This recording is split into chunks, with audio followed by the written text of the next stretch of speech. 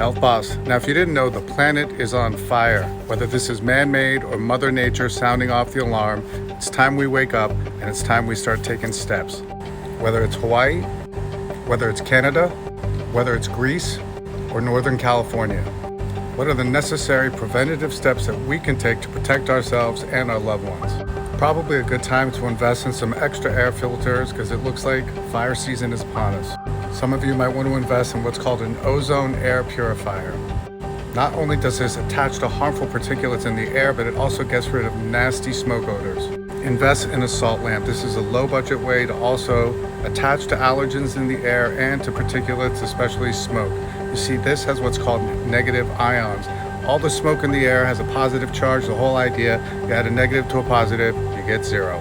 Now, logic dictates that you're gonna have to start wearing a mask, especially if you go outdoors. So the problem with many of these fires is that the surrounding areas in particular get affected, not only by smoke, but also by toxic air. Here are some natural remedy options if indeed you are starting to struggle and feel any kind of respiratory issue. Okay, here are some low budget recommendations and remedies that you can get at your local grocery store. Number one, ginger root. Make a tea out of this. This is gonna help your lungs. Number two, onions. Literally, start to eat more onions. This is gonna actually help to get rid of excessive mucus, and it's gonna act as a natural antibiotic. Watercress is an excellent natural way to get rid of phlegm and to help a cough. Make some tea with a handful of oregano, or you can do the same with a handful of thyme. Now, when it comes to natural remedies that are maybe harder to find, the next go-to is wild cherry bark. You can drink this as a tea or take the extract. It has a unique ability to really dry out excessive mucus, and it helps to put a lid out on that cough.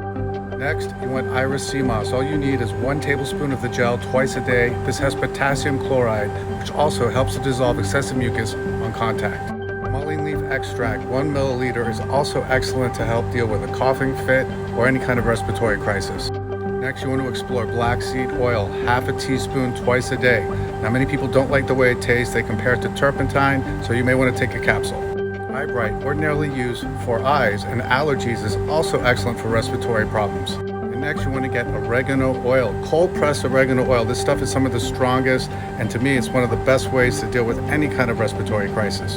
Second best to that would be thyme extract, which is also just as strong because it has the same anti-inflammatory, antibacterial, antifungal, antimicrobial properties.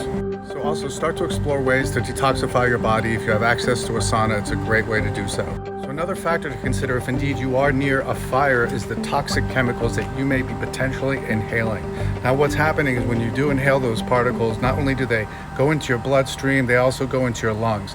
One good way to get rid of this is with something called binders. My first go-to is something called activated charcoal. Now, if you didn't know, activated charcoal is so effective, they actually use this in the ER to pump people's stomach who are overdosing on drugs or who have food poisoning. The next binder is something called bentonite clay. Again, all of these particles have negative ions in them, which actually help to absorb toxins in our body. Factor in that the toxins in your body have a positive charge. Again, we're adding a negative to a positive.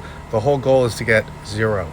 And then diatomaceous earth, again, is a binder that also has negative ions, that also has the ability to absorb toxins in your bowel to help you poop them out.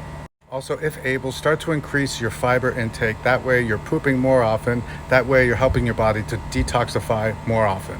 Last but not least, it's excellent to exercise because indeed you want to sweat out those toxins. You just want to make sure you do it indoor right now so you can stay away from whatever potential fires may be out there wherever you are.